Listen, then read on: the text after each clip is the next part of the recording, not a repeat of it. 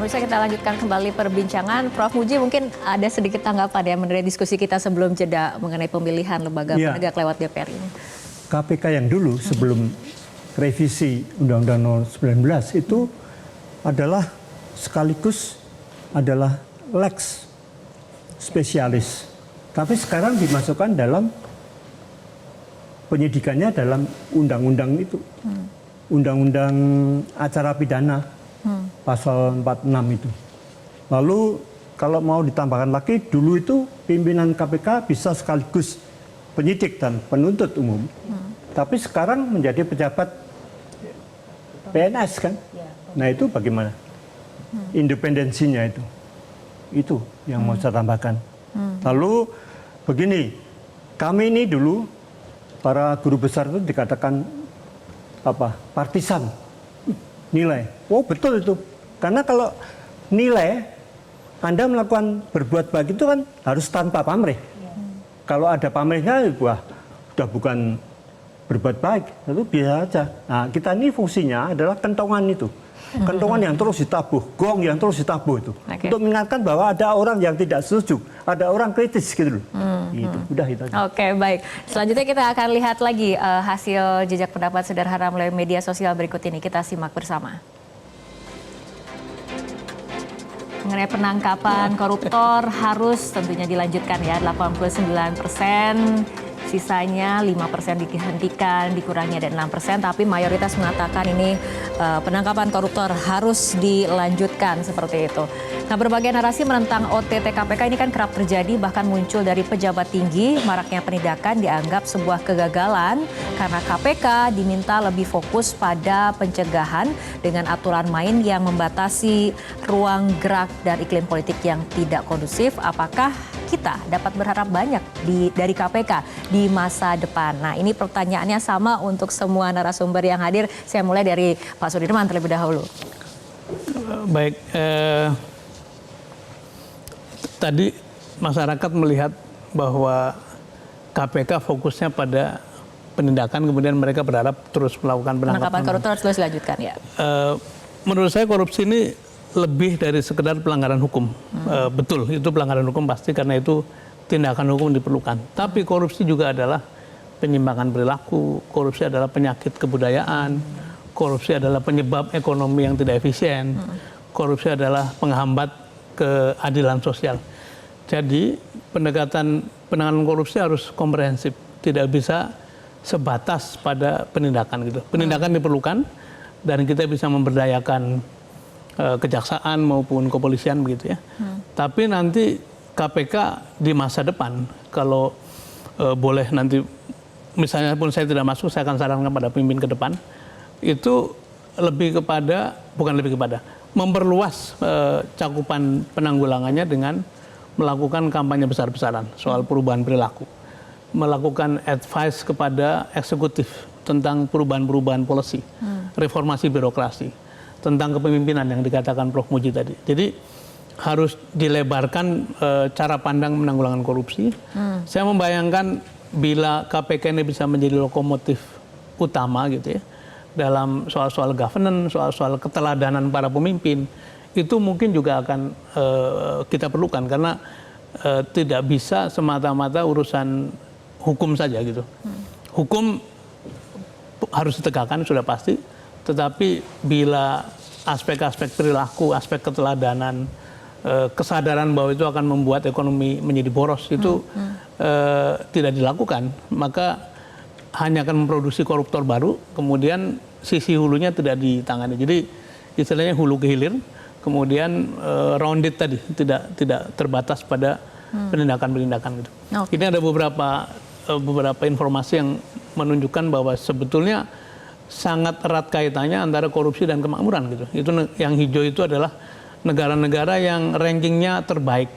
Itu terlihat dari nilai daripada GDP per kapitanya. Yang merah adalah yang paling buruk. Nah, kita ada di tengah. Jadi sebetulnya kembali korupsi juga penghambat dari kemakmuran dan karena itu memang harus diatasi secara ekonomi juga. Gitu, Mbak. Oke, Gitu. baik. Saya ke Prof. Suis. Prof. Suis, apabila kita lihat dari survei LSI di 2024, tingkat kepercayaan publik terhadap KPK ini terendah dibandingkan lembaga penegak hukum lain. Kembali pada pertanyaan yang tadi, dengan aturan main yang membatasi ruang gerak dan iklim politik yang tidak kondusif, apakah kita bisa berharap banyak pada KPK masa depan? Ya, tentu saja kita harus tidak memadamkan harapan. Itu sama dengan kita terus mencintai Indonesia ya, berharap itu.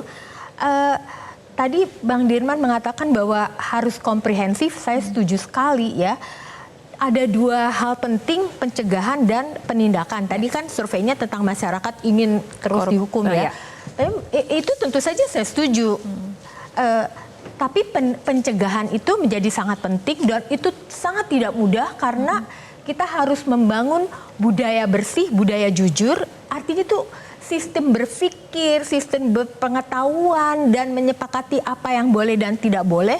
Itu kayak it takes a village, kata Hillary Clinton ya. Jadi semua warga masyarakat, komponen itu bukan hanya guru di sekolah dan orang tua, tapi juga siapa saja komunitas itu harus punya tujuan yang sama untuk menciptakan budaya bersih dan budaya jujur ya. Nah, soal penindakan tadi, dulu sih waktu KPK zaman-zaman sebelum revisi kita nggak percaya kalau ada orang bilang KPK-nya tebang pilih. Sama sekali kita bela itu. Tapi sekarang kita melihat kok itu terjadi gitu. Nah, itu sudah menjadi rahasia umum ya bahwa orang itu tidak bebas sekarang karena dia takut KPK. Karena kalau mau dicari kesalahannya pasti ada. Kalau orang pernah menjadi pejabat dan pemimpin apapun gitu ya. Nah itu sekarang kok jadinya kalau boleh saya mengatakan secara jujur, KPK tebang pilih. Tidak seperti pada masa itu. Oke, baik. Tadi kita menyoroti mengenai KPK-nya. Ini kita akan ke polling yang menyoroti apakah bangsa Indonesia ini taat hukum. Kita lihat bersama hasilnya. Ya, diakui oleh responden tidak taat hukum ya, 69% mengatakan seperti itu. Ini mungkin bisa komentarnya mengenai pandangan dari Profesor Jeffrey Winter sendiri yang menyatakan pemberantasan korupsi adalah pertarungan antara supremasi hukum dan kekuasaan oligarki. Ini kan hukum tunduk pada yang kuat, bukan yang kuat tunduk pada hukum, seperti itu. Prof. Muji, silakan tanggapannya. Ya, kalau diumpamakan dengan simbol ya, karena saya ngelukis juga ya. Jadi kalau semua orang setuju bahwa hitam itu adalah jelek, ya kan. Lalu putih itu adalah yang suci. Lalu di tengah-tengah nih realitas itu gray area, abu-abu. Maka tolong ya dan KPK gitu, itu lebih banyak melukis yang putih untuk gray area ini supaya abunya Indonesia dan kebangsaan kita itu menjadi lebih putih gitu loh. Itu yang pertama. Ya, jangan menambah yang hitam lalu makin hitam gitu. Itu yang pertama. Lalu yang kedua, kalau dari survei tadi itu dilihat dari situ, lalu kembali lagi ada faktor manusia, kepemimpinan itu, leadership itu yang tulus harus tetap tulus, tapi ketulusan dia akan diuji dengan hati nuraninya ketika dia berada dalam tadi ekosistemnya itu.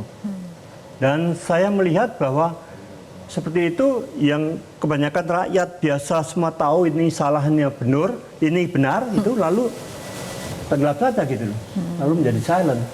Nah ini selama kita terus dan Metro TV mau menyuarakan itu dalam forum-forum visi negarawan itu saya itu akan menjadi kentongan tadi. Akan menjadi anjing penggonggong itu gitu. Itu Reminder harus terus dilakukan. harus terus. Oke, ada tambahannya Pak Sudirman? Ya, sebetulnya kita ini bangsa yang resilient, yang tangguh ya. Karena pada setiap periode waktu selalu punya mekanisme koreksi gitu. Ya. Saya mau mundur ke 98 kan, reformasi. Itu kan sebetulnya kesadaran untuk membangun demokrasi karena pemerintah sebelumnya otoriter gitu ya. Tapi juga Orde Baru koreksi dari Orde Lama karena Orde Lama terlalu fokus pada politik, lupa pada kesejahteraan. Kemudian Orde Baru datang dengan melakukan perbaikan-perbaikan soal pendidikan, kesehatan dan sebagainya, tapi lupa akan demokrasi. Karena itu akan, kalau mundur ke belakang lagi, seluruh putaran sejarah itu menunjukkan bahwa kita punya mekanisme untuk melakukan koreksi dan perbaikan. Nah, saya punya harapan, apakah keadaan sekarang sudah cukup dianggap sebagai satu istilahnya itu air mendidih gitu ya. Sehingga tidak ada pilihan lain kecuali memperbaiki diri gitu. Nah, apa yang dikatakan Prof. Jeffrey Winter tadi dan juga survei tadi, sebetulnya itu keprihatinan kita. Kenapa orang punya persepsi bahwa hampir 70% itu kita tidak taat hukum, itu kan satu masalah besar. Nah, kalau keadaan seperti itu sudah jadi kesadaran kita, kemudian juga tadi leadership-nya tidak menunjukkan keteladanan, menjaga etik dan sebagainya, mudah-mudahan menuju 100 tahun merdeka yang tinggal berapa tahun, Prof? Tinggal 20 tahun ya? Iya. Kan sekarang 24 sudah. 20 tahun terakhir dari menuju seabad kemerdekaan, mudah-mudahan kita bisa menyatukan satu kekuatan bersama untuk koreksi akhir. Karena kita sudah bangkit sebagai bangsa tahun 1908, sudah bersatu pada tahun 1928, sudah merdeka tahun 45, sudah membangun tahun 65 ke depan, sudah demokrasi sebetulnya sistemnya, tinggal mengisinya dengan apa-apa yang kita perlukan. Nah, dalam hal ini, saya kira baik kita ingatkan pada tadi yang dikatakan Bung Hatta bahwa tanggung jawab intelijensi adalah memberi pimpinan atau arah dari jalannya masyarakat. Kalau 20 tahun ke depan para cendekiawan bersatu, kemudian memberikan satu arah bagaimana kita menyelesaikan sesuatu kemerdekaan, barangkali itu hal yang baik tuh untuk kita harapkan. Gitu. Oke, Prof. Sulis tanggapannya ditahan dulu karena kita harus ikuti jeda berikut. Oke.